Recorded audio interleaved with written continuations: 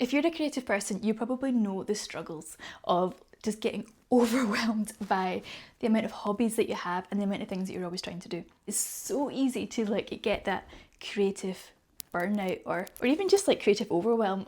And that's what today's video is all about.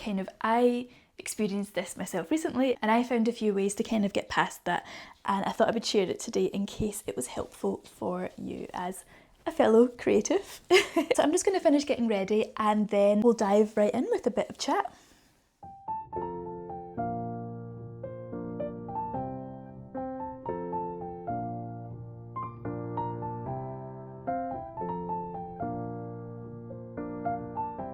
If you've ever built a new business or you're working on a project, you will know the struggles of just how much there is to do. So you're working on the idea itself, you're working on social media, you're working on trying to promote yourself.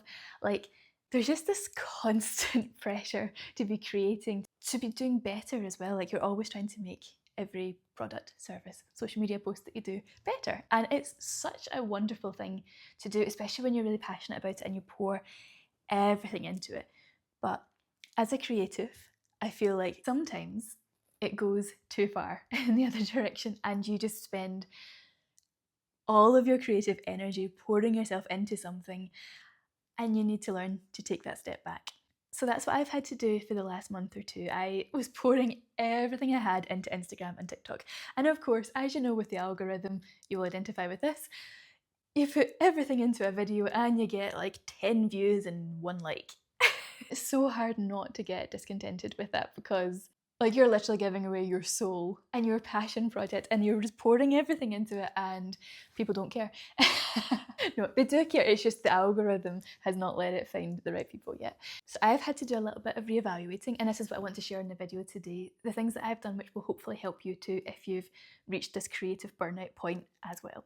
So obviously the very first thing that anyone does in creative burnout is stop with the social media. So first thing that I did was I downloaded one of those app blockers. So it blocked Instagram and TikTok and YouTube and Pinterest and Facebook.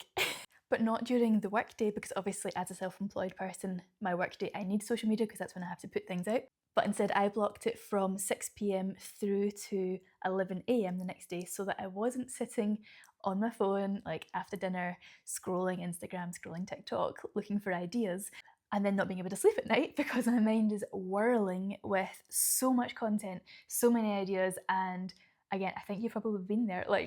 You always get your best ideas at 2 in the morning, and then you have to you just can't sleep because your brain is so active, especially as a creative person, because you're constantly looking for those ideas and constantly looking how to make things better. And with social media blocked, what I started doing was reading books. So I went to the library and I started picking up a book / 5. I got 5 books the first time I went to the library. I was like, I'm going to start reading instead of scrolling, and see the difference that it makes being absorbed in one task where you're not, because also there's that multi-screen thing where you're watching TV but you're also scrolling on your phone, so there's always 2 things going on at once, so your brain is just getting overwhelmed with information and bombarded at all times. But what I found with reading books was you're absorbed into this story. It takes you out of your head as well, because you're not then obsessing over your business and social media and the numbers and the algorithm and those vanity metrics where you're like, I only got 2 likes on that last post. But instead you get absorbed into the world of, well, for me, dragons. And I started reading Fourth Wing and I could not put it down. I literally, the entire book, I was like, this is so exciting, oh my goodness. And every time you got to the next paragraph, you're like, right, okay, I'll stop after this paragraph, and you go, what's about to happen next? I couldn't put it down. I could not put it down. I have just got the second book as well, because having now given those 5 books back, I've now got another 6. I am making excellent use of the library. But anyway, taking yourself away from the screen time and having a bit of time in a fantasy world where lots of fun things are going on. But I find taking myself out of social media and this pressure to be always thinking, the pressure to always be evaluating, analysing, because again, I wasn't even just scrolling to lose my mind. To lose my mind in social media. I was also looking for ideas all the time. I was looking at could I take this concept and turn this into a reel for my own business? Oh, I like that sound, maybe I shall mark that sound and I could do this with it.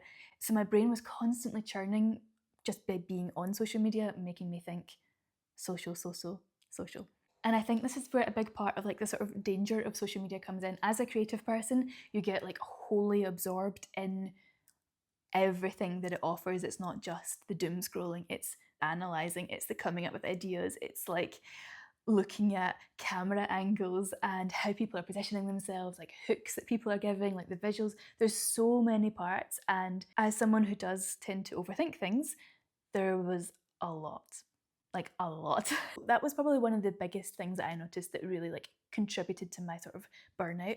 The next natural progression from social media is then ChatGPT. So you've probably like, as soon as I said social media, you're like, oh yeah, of course, here we go again, it's always social media. But what we haven't heard that much about yet is AI and the overwhelming information that we get from AI. It's very natural to like put ideas into AI, into ChatGPT and say, right, I'm thinking about creating a video on this. I'm thinking about creating a product that looks like this. What do you think? And it comes back and it says, well, Jennifer, that is an excellent idea. You're not just thinking like a such and such, you are thinking like a true revolutionary Pilates instructor. And that obviously gives you the little dopamine tick because you're like, well, thank you very much. Obviously, I'm extremely intelligent, thank you. And then obviously it says, would you like me to create the content, blah, blah, blah, blah. And you're like, okay. And then it writes it and you go, well, that's terrible. Because my background is also in marketing, I was a copywriter originally, so I'm very used to writing content. And I'm like, that's not how I want to say this. I have actually never used AI to write my content for me. I actually enjoy the writing part of it. I enjoy thinking creatively, again, about how to write and how to structure the sentences and like how to get across the message that I'm trying to do. So for me, I don't like AI content, but that doesn't mean that anyone that finds it helpful shouldn't, because the thing that holds you back is your content, and ChatGPT can write it and it can give you a good answer, then obviously go for that, absolutely. It's just a personal preference for me as a content writer and marketer. I like the challenge of writing as well because it keeps my mind in the sort of marketing side of things. But then obviously it takes it one step further as well, because I was finding myself getting quite stressed, and obviously we all have probably used ChatGPT as a sort of therapist slash coach. I was asking it questions like, I'm feeling quite stressed, I'm feeling quite burnt out, I feel like I've got the weight of the world on my shoulders, I've got so many ideas, can I brain dump to you and can you help me kind of sort through this? And it's like, yes, of course, Jennifer, that's a great idea, well done you, you're thinking like a revolutionary. Again, brilliant. So I just like offload onto ChatGPT and it goes, wow, you're dealing with a lot. And I'm like, I know, I am dealing with a lot. It really did help to bring my brain out of this like content overwhelm, to-do list overwhelm. But then it says, would you like me to create this into a 3-month plan? And you go, well, yeah, okay. Now would you like me to create a 6-month plan? Well, yeah, right, I suppose. Now would you like me to create a step-by-step, day-by-day plan with this and this and this? And then you can do the whole thing mapped out and you're like, whoa, okay, I'm starting to feel overwhelmed again, because you're now taking something that was like simplifying my brain and you're now magnifying it by 1,000,000. I actually had to say to ChatGPT, I had to, set some boundaries with my AI. ChatGPT, remember, I am just one person. And that's something that I think that everyone should take away from this, because remember, ChatGPT is a robot and it doesn't recognise how many hours in the day you've got, how many other things you're dealing with. Take a step back, look at what it's actually asking you to do. That's like either 3 years worth of strategy crammed into 6 months, or you need a team of like 5 to 6 people to do that. Like, I'm one person, I can't afford a team. There's not a chance that I'm doing any of that. I need a break from ChatGPT. There, I said it. We're on a break. We were on a break. I just need to clear my head and it would be, yes, I can see how stressed you are. Would you like me to create a 25-step process to help you feel less stressed? And I'm like, no, but it's not got that human touch to be like, what you actually need is just to chill out. Read your book, go read Fourth Wing and take a breather and do some Pilates, do some stretches, move your body. Part of it, I believe, as a wellness person, is finding ways to incorporate that into your day naturally so that it doesn't feel like a checkbox exercise and another thing to do on your to-do list. And that's actually something that I'm currently working on right now, like on my iPad. I'm working on a program which is a sort of 6-week total body reset, and it brings in a little bit of the stress management and like sort of quick fixes through movement, through breath work, a little bit of guided meditation, and it's kind of bringing all of that together in a very handy like page so that you have everything in one place. So whatever it is you feel like you need at that moment in time, it's kind of there and ready. I won't talk too much about that right now because that's not what the video is about, but I will put details in the description if you are interested. So one of the other things that I'm working on is trying to, again, get out of my head. It's really good to keep up with your hobbies as well, like, even if it's just 10 minutes. I quite often will do this, like as I'm cooking dinner, I'll pop the potatoes on and I'll come through and play one song. I personally find a little bit of music helps to get you out of that sort of mindset and a little bit of de-stressing.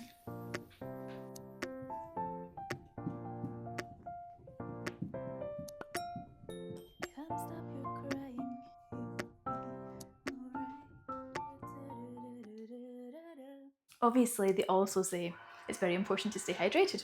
Now, what I've discovered is I always found it really difficult to drink enough water, but see, since I got a bottle with a straw, honestly, game changer. Like, I cannot believe how much easier it is to drink water when you've got a straw.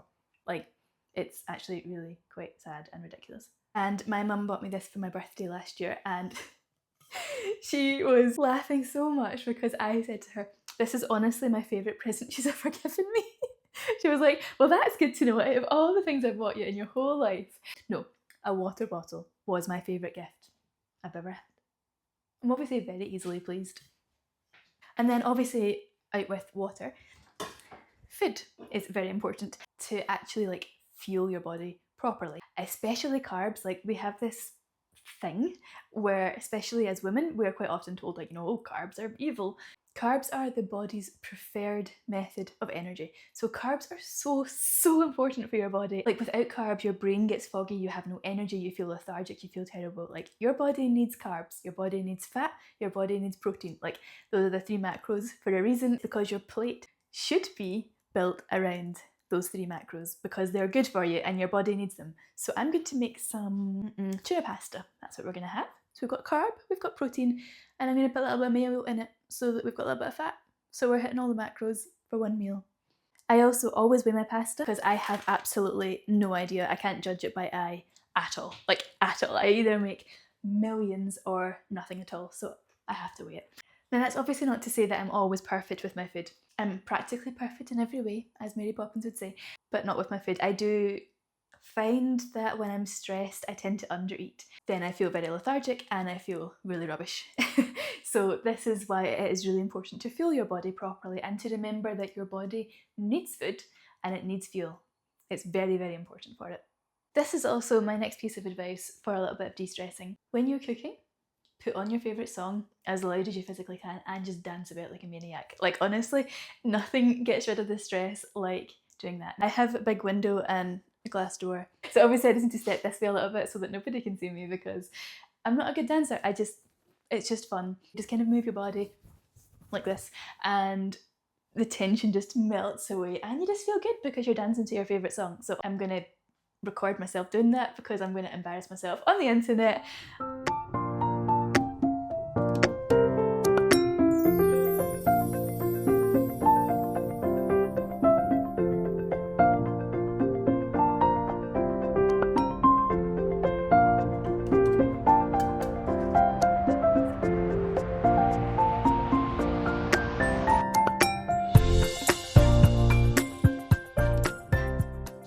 Now, I also read a thing where apparently humming when you eat actually helps like lower your stress levels because it's something to do with like your nervous system resetting. I don't know how true that is. It sounds a bit woo, but maybe it's true. That rhymed. But it's quite funny because apparently I used to do this. So when I was like a toddler, like 2 or 3, apparently I used to eat and I used to hum and I'd be going and I'd make up little tunes as I was humming. My parents found it hilarious. Obviously, as a 2-year-old, my nervous system was healing and I was already naturally doing things that I'm meant to be doing. So yeah, try humming while you eat.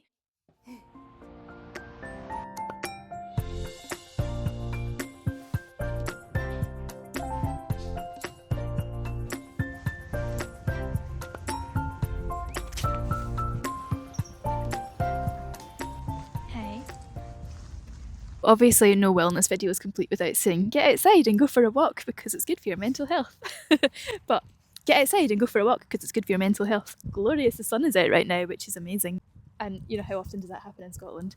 Also feel like I'm about to eat this because I'm holding it as opposed to like clipping it onto my jacket. It's like a chocolate button or something, and I'm about to nom nom nom nom nom.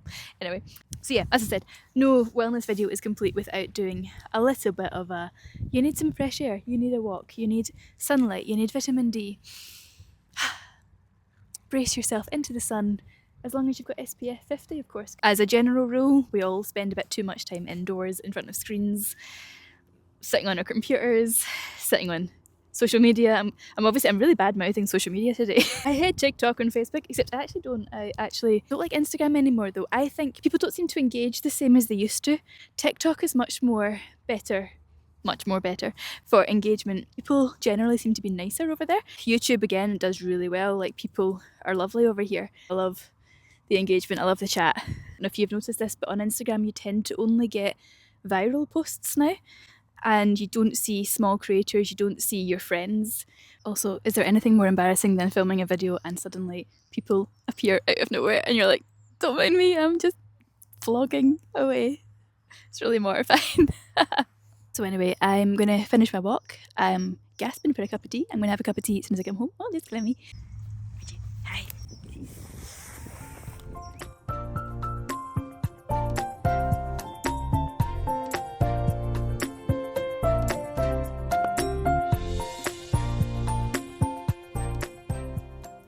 Now, if you're Scottish, you will know the pure and utter delight of a Tunnocks tea cake. And if you've never tried a Tunnocks tea cake, you are greatly missing out. Mallowy goodness. I'm using my creativity here. This is my creative outlet for distracting myself from social media content. I'm creating Tunnocks tea cake circles.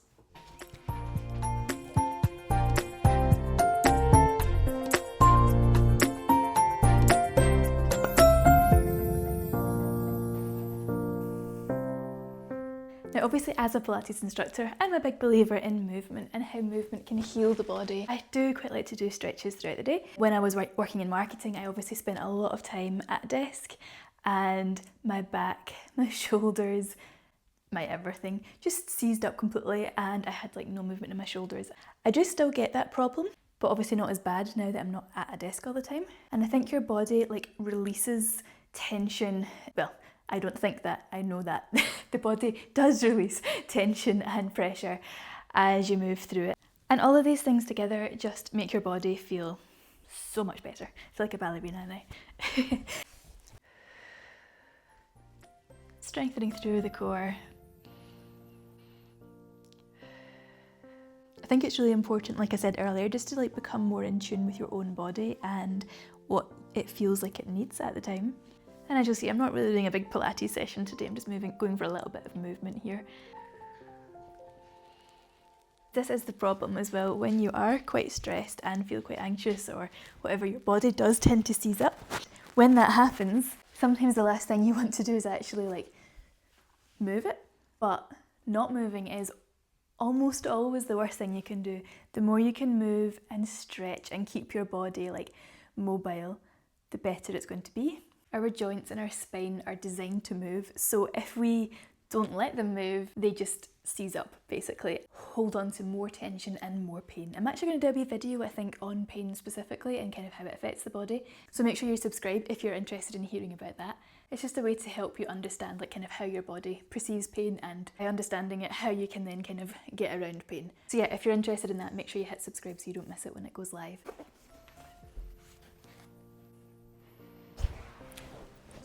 So thank you so much for joining me today. I hope you enjoyed the video. I have my book and I'm very excited to read the next chapter because it was left on a cliffhanger. Of course it was. We'll see you again very shortly. Thanks so much. Bye.